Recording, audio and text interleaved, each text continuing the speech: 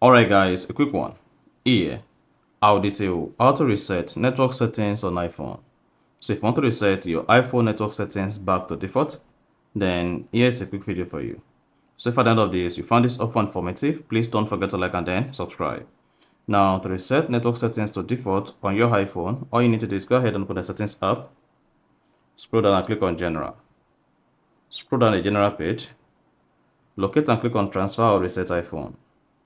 And then again, locate reset and click on it. Once you selected reset, then on the reset page, locate reset network settings. Click on it. And then you'll be prompted to type in your iPhone passcode, proceed with that.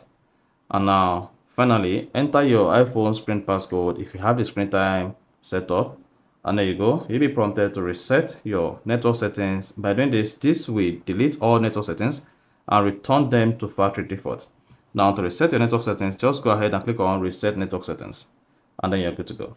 So that's exactly how to reset network settings on iPhone. If you found this offer informative, please don't forget to like and then subscribe.